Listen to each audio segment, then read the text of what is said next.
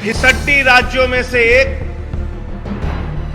अंतिम के 5 राज्यों में उत्तर प्रदेश, यानी नीचे से अंतिम 5 राज्य जो हैं उसमें से उत्तर प्रदेश एक है। आदित्यनाथ जी की आज की पत्रकार वार्ता और 4.5 वर्षों की उनकी उपलब्धियां एक झूठ का पुलिंदा थी, इसके अलावा कुछ नहीं थी। विपक्षियों को दबाना, लोकतंत्र को कुचलना, उनकी आवाज को दबाना, यही काम हो रहा है सरकार। और 4.5 वर्ष की उपलब्धियां क्या है? 9% बेरोजगारी आदित्यनाथ जी की सरकार में बढ़ी है। तुम्हारी फाइलों में गांव का मौसम गुलाबी है, मगर ये सारे दावे झूठे हैं और किताबी हैं, यही हकीकत है।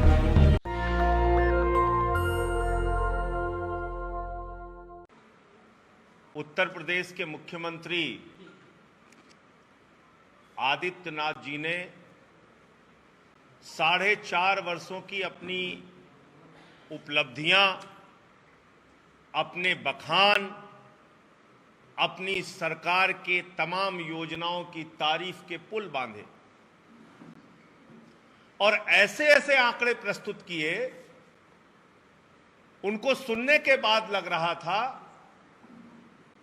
कि उत्तर प्रदेश के मुख्यमंत्री लतीफे सुना रहे हैं और इसलिए आज की पत्रकार वार्ता को मैं योगी जी के लतीफे के रूप में देखना चाहता हूं। योगी जी ने क्या कहा आज? उन्होंने कहा 44 ऐसी सेवाएं हैं जिसमें उत्तर प्रदेश नंबर 1 पर है। 44 ऐसी सेवाएं हैं जिसमें उत्तर प्रदेश नंबर 1 पर है। तो मैंने सोचा चेक किया जाए कौन कौन सी सेवाएं हैं, उत्तर प्रदेश के आम नागरिकों को कौन कौन सी सेवाएं सबसे ज्यादा प्रभावित करती हैं।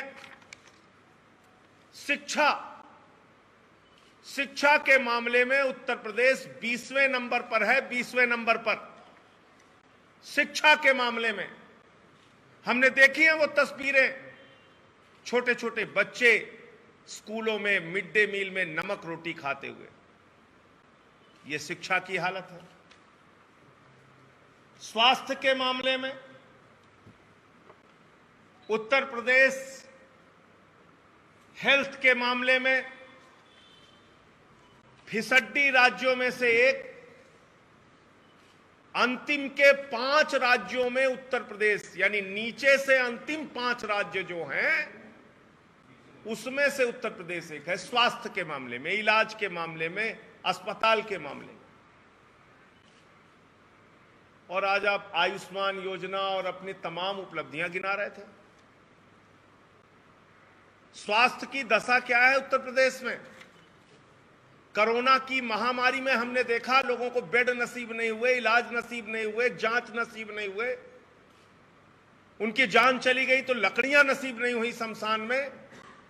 गंगा की घाटों पर हजारों शव पाए गए, नदियों में लाशें सड़ी हुई पाई गई, और आप अपने स्वास्थ्य व्यवस्था का बखान कर रहे हैं। इलाज के मामले में, स्वास्थ्य के मामले में यह हालत है। अंतिम के, नीचे से अंतिम के 5 राज्य जो हैं उसमें से उत्तर प्रदेश शामिल।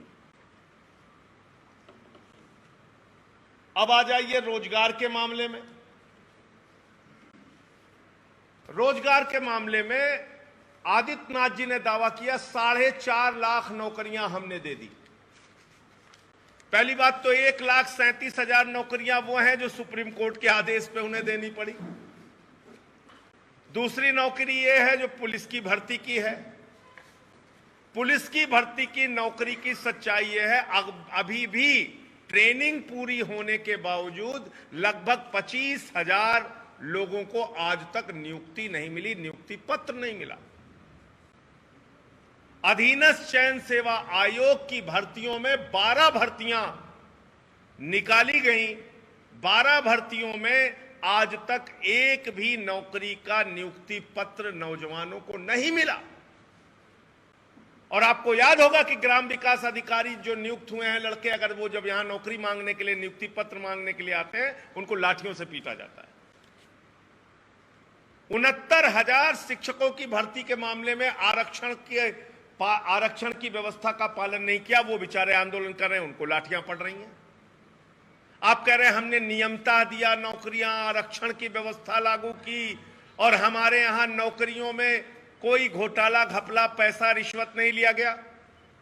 अरे जाइए पूछे ना उत्तर प्रदेश के नौजवानों से, शिक्षकों की भर्ती में कितना घोटाला किया गया, कितने पैसे खाए गए उनसे।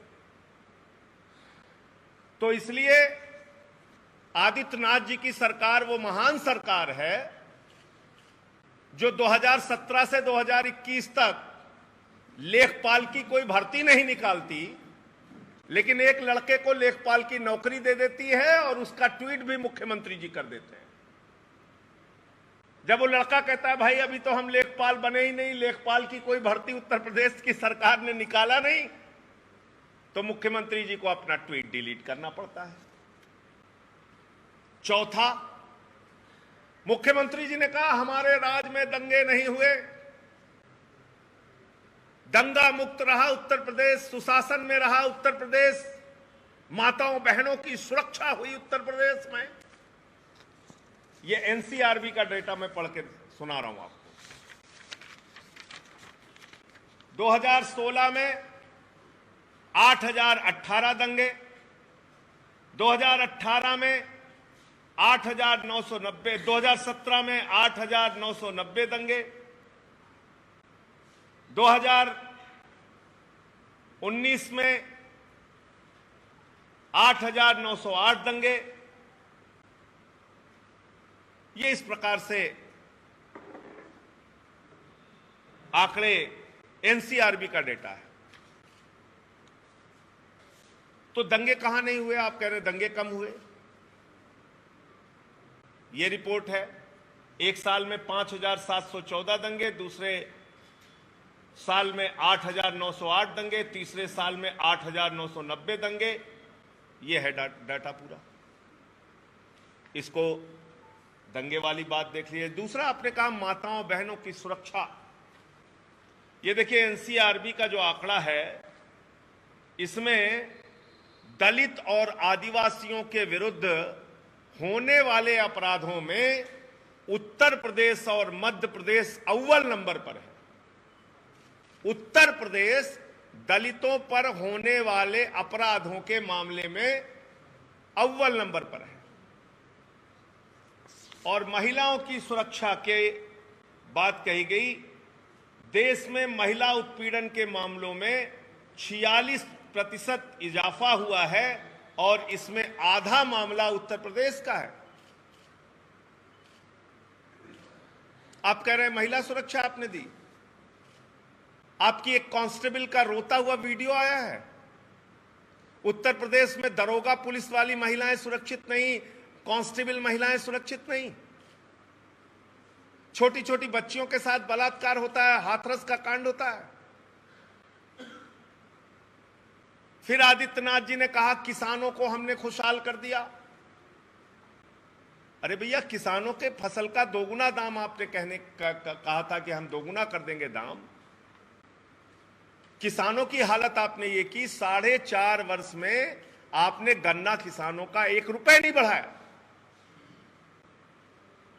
फसल का दाम दोगुना करने की बात आपने कही। जो फसल का दाम समर्थन मूल्य निर्धारित होता है, वो समर्थन मूल्य पाने के लिए किसान को लाठियां खानी पड़ती है। एक एक महीने तक अपना ट्रैक्टर लेके मंडियों में रोना पड़ता है, उसकी मौत हो जाती है, अनाज सड़ जाता है, अनाज खरीदा नहीं जाता।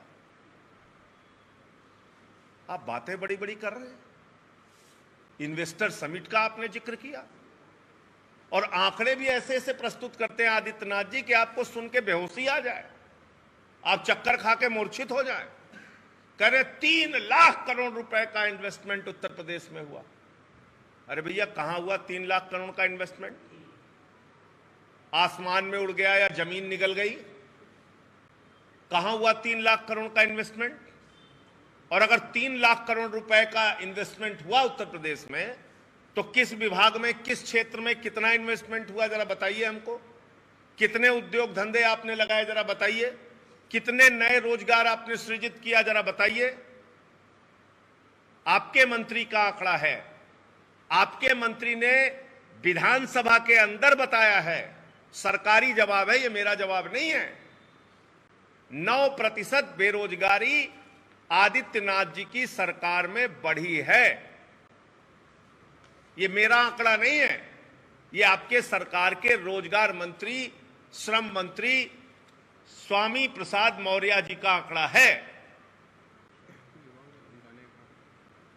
और जब नौकरी लोग मांगने आते हैं तो हमारे आदित्यनाथ जी कहते हैं होश में रहना, नहीं तो संपत्ति जब्त कर लेंगे। एक तो हर चीज में संपत्ति किसी की बची नहीं, जब्त करने की धमकी रोज देते रहते हैं। श्रम मंत्री का आंकड़ा है। तो इसलिए आदित्यनाथ जी की आज की पत्रकार वार्ता और 4.5 वर्षों की उनकी उपलब्धियां एक झूठ का पुलिंदा थी, इसके अलावा कुछ नहीं थी। नौजवानों को ना तो रोजगार मिला, 70 लाख नौकरियां देने का वादा भारतीय जनता पार्टी ने 2017 के चुनाव में किया था। 70 लाख नौकरियां तो बहुत दूर की बात है, जो नौकरियां लोगों की थी वो भी चली गई, और 4.5 लाख नौकरी देने का जो दावा आदित्यनाथ जी की सरकार कर रही है वो सिर्फ और सिर्फ एक झूठ है, इसके अलावा कुछ नहीं। क्राइम रोकने की जो बात आप कर रहे हैं वो सरासर एक झूठ है, इसके अलावा आप कुछ नहीं कर रहे। महिलाओं के प्रति अपराध बढ़ा, दलितों के प्रति अपराध बढ़ा, आदिवासियों के प्रति अपराध बढ़ा, और आप कह रहे हैं कि आपने क्राइम में कंट्रोल कर लिया। आपके राज्य में फर्जी मुकदमे लिखे जाते हैं।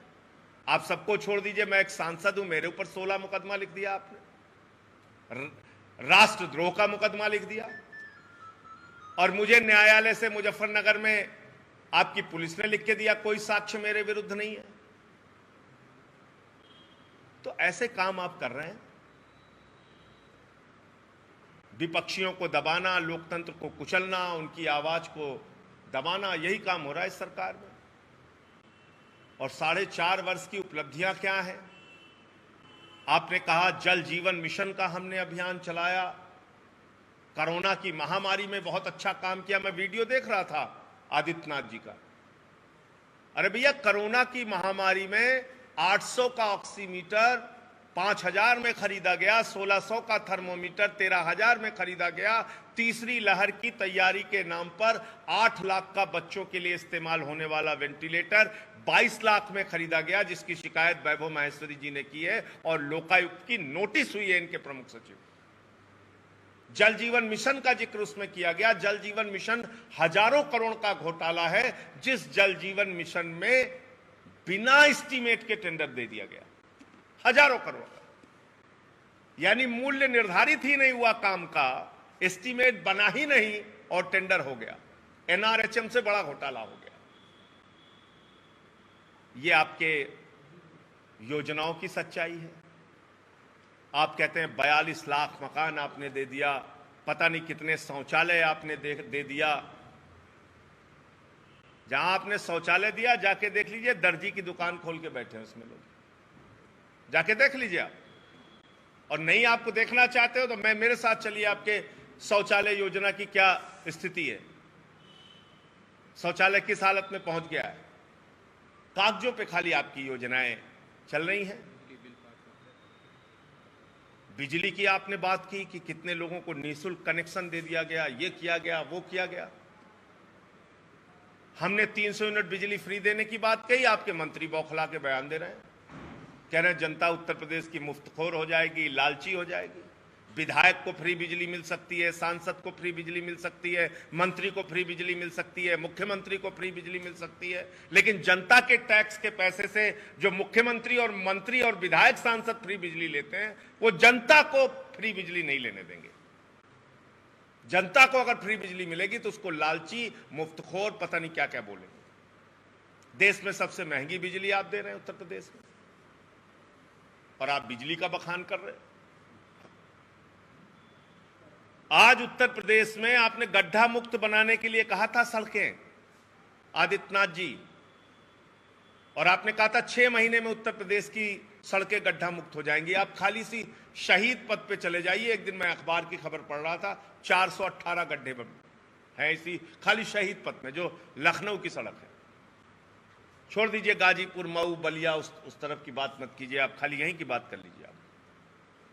तो इस तरह सिर्फ कागजों में बड़ी बड़ी बातें करना, तुम्हारी फाइलों में गांव का मौसम गुलाबी है, मगर ये सारे दावे झूठे हैं और किताबी हैं, यही हकीकत है। तुम्हारी फाइलों में गांव का मौसम गुलाबी है, तो आप यहां तो बैठ के गुलाबी मौसम कर दे रहे हैं, लेकिन जाके सच्चाई भी देखिए ना, क्या हालत कर दी आपने। इस देश के अन्नदाता को आप लोग मवाली, गुंडा, पाकिस्तानी, खालिस्तानी, आतंकवादी, पता नहीं क्या क्या कहते हैं। नौजवान नौकरी मांगने आता है, उसको लाठियों से पिटवाते हैं, छात्राओं के साथ अभद्रता करते हैं, और आज 4.5 साल की उपलब्धि गिना रहे हैं। बड़ी सी प्रेस कॉन्फ्रेंस करके उसमें वीडियो चला रहे हैं आप। वीडियो जाकर देखिए। फिरोजाबाद में आदित्यनाथ जी, आपके राज के अंदर एक बच्चा अपने पिता की गोद पे दम तोड़ देता है, बेंच पे इलाज हो रहा है, एक हॉस्पिटल के एक बेड पे 3-3 मरीज भर्ती है। प्रसव पीड़ा से पीड़ित एक महिला की मोमबत्ती की रोशनी में उसका प्रसव कराया जाने लगा, तो उसकी मौत हो गई हरदोई में। 2 दिन पहले की खबर है। इसलिए दावे बड़े बड़े करने से पहले सच्चाई भी जमीन पर जान लीजिए। मुझे लगता है कि या तो आपको सच्चाई मालूम नहीं, या सच्चाई मानकर, सच्चाई जानकर आपने अपने आंखों पे पट्टियां बांध रखी है आदित्यनाथ जी। इसीलिए आज की इस पत्रकार वार्ता के जरिए आप लोगों के सामने कुछ सच और कुछ जरूरी बातें रखना था। मैंने अपनी बात कही। अगर आपका कोई प्रश्न हो तो आप पूछ सकते हैं। नेशनल दस्तक की आपसे गुजारिश है कि अगर इसको बचाना चाहते हैं तो नेशनल दस्तक को सब्सक्राइब करने के लिए रेड कलर के सब्सक्राइब बटन को दबाएं, फिर बेल आइकन की घंटी दबाएं। नेशनल दस्तक को बचाने के लिए बहुत जरूरी है कि हर खबर को शेयर करें, लाइक करें, कमेंट जरूर करें।